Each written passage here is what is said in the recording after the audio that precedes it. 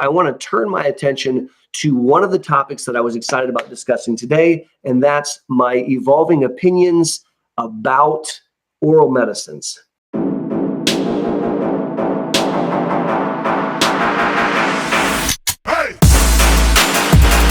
Howdy, everyone. Aaron Boster here, and thank you for learning about MS with me. I want to share with you my evolving thoughts about the new oral medications in MS. I'll be talking to you about siponimod, which is trade named MAYZENT. I'll be talking about cladribine, which is trade name MAVENCLAD, and I'll be talking about VUMERITY, or diroxyl fumarate. And so those are three new oral agents that have entered the market here in the US. And my opinions and thoughts about them have been evolving. And so I want to give you guys an update.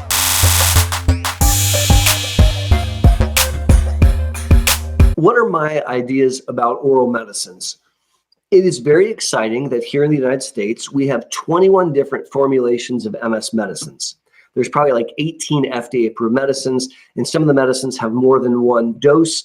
And so I count up 21 different medicines to slow MS, and that's awesome. And recently, we've had three oral medicines enter the market. MAYZENT, which is siponimod, which is a once-daily oral pill. We've had MAVENCLAD, which is the trade name for cladribine, which is a very interesting oral medicine that you take a pill once a day for 5 days, wait a month, do it again, and then you wait a year, which is a very interesting way of taking a medicine. And most recently, there was the FDA approval of VUMERITY, which is diroxyl fumarate. And so I just wanted to give you guys sort of an update on where I stand with these medicines and my opinions. Now, my opinions don't make me right. They just make me opinionated. And just because I feel a certain way doesn't mean that you do. And what I'm sharing with you is really just sharing where I'm coming from. It's not intended to counteract or contradict your MS provider or your own opinions. If nothing else, I just want to share with you to give you food for thought. And maybe it will spur on a conversation amongst yourselves, with your community, with your family, maybe with your doctor. So here we go. I'll start off by talking about MAYZENT. So MAYZENT is siponimod. It is a S1P1 receptor modulator. It's in the class of family as Gilenya. And there's now increasingly new numbers of Gilenya-like medicines that are hitting the market. Interestingly, MAYZENT siponimod is made by the same manufacturer of Gilenya. So Novartis pharmaceutical company makes both those products. And I don't think MAYZENT is very interesting. I think MAYZENT is a Gilenya Me Too drug. I think it brings darn near nothing new to the market. The way that MAYZENT was studied, there was an attempt at suggesting that it was going to be for progression, and they were not able to show something unique for the ability to slow secondary progressive MS. They did not achieve a unique label-enabling clinical trial result, which gave them a niche within secondary progressive MS. In fact, MAYZENT, like almost every MS medicine in the United States, is approved to be used in relapsing forms of MS. And when I look at the data, MAYZENT works best the younger the patient, not the older the patient. MAYZENT works best in people that had attacks in new spots, not in people that didn't. And in my opinion, the S1P1 class of medicines are best used early in the disease, not late in the disease. So I am not in love with MAYZENT. I don't think it brings a lot to the market as compared to Gilenya. Now, when you take Gilenya, you have to do a first dose monitoring, which is very annoying. You have to be monitored for the first day you take it for about 6 hours. With siponimod, generally, you don't need to be monitored. There's a titration over 4 days. And that's a good thing and a bad thing. The bad thing is if you take a long weekend off MAYZENT, you're going to need to redo that. So my evolving opinions on MAYZENT is that I don't see it being used in my practice. I don't see a big leg up over using the parent compound Gilenya. That's my opinion. It does not make me right. If you're on MAYZENT and you're doing well, I am delighted. If you're a doc that likes MAYZENT, that's fantastic. We're all entitled to our opinions, and it's wonderful that we have so many different options to treat MS.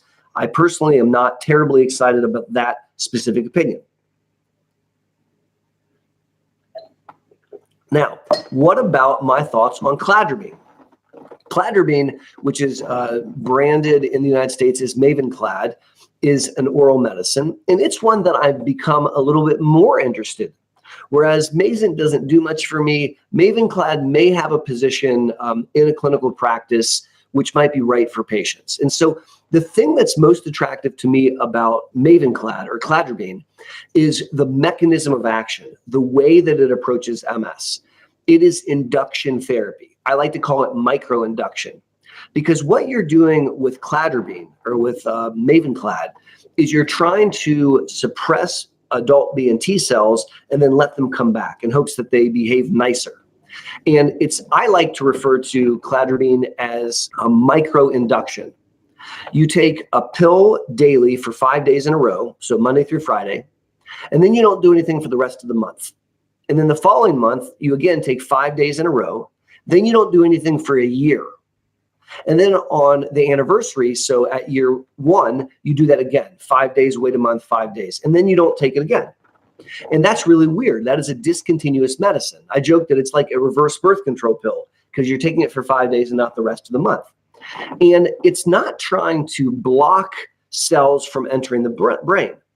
It's not trying to shut them down so they can't access the brain. It's trying to retrain them by killing adult naughty cells and hoping that the new ones that come back behave better. Now, I think induction mechanistically is rather fascinating. Many of you know that I'm a big proponent of using induction therapy. I think that medicines like alemtuzumab, Lemtrada are highly effective, and Cladribine is an induction style of therapy. So mechanistically, I'm attracted to that. Now, who would be the right patient for Cladribine? I think that if you are thinking about mechanism of action, there's really a decision tree. Do I want to consider induction therapy, or do I not want to consider induction therapy? And someone who's going to consider induction therapy is going to accept upfront risk in exchange for the potential to have things be quiet in the absence of treatment. That's really the cost benefit of induction therapy. I accept upfront risk, so there's an increased risk of things early on after I take the therapy, but then I may have quiet disease for quite some time in the absence of retreatment. That's the philosophy that someone is going to embody if they're going to consider induction therapy. Now, there's an entire other way of doing it, which is actually the more common way, which is continually taking a medicine to suppress the disease. And so this would be an example of almost any of the other medicines. And I am not saying that induction is better than not induction, or that induction is better than early, highly effective therapy. I'm simply saying that they're different. And in my experience, the person that wants to embody induction therapy is not the person that wants to continually take a medicine and suppress the disease. They kind of are two different vantage points. So if you are interested in induction, then we're going to talk about the limited options of what's available in induction. Now, I think that the efficacy of Lemtrada is superior to that of Cladribine. That's my opinion. And it doesn't make me right, it just makes me opinionated.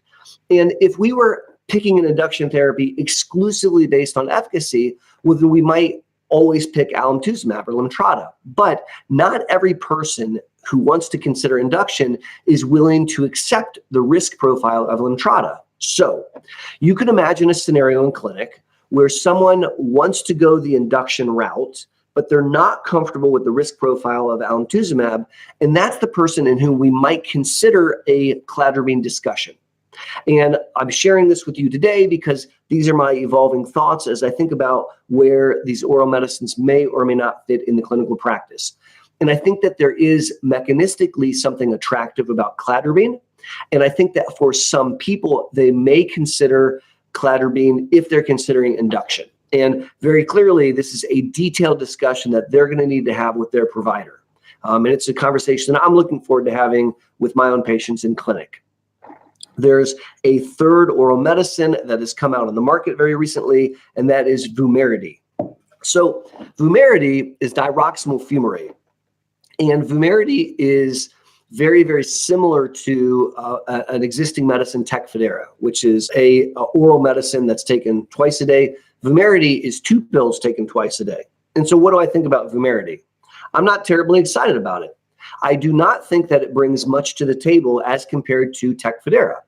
One of the potential benefits of VUMERITY over Tecfidera is the fact that there's less GI upset.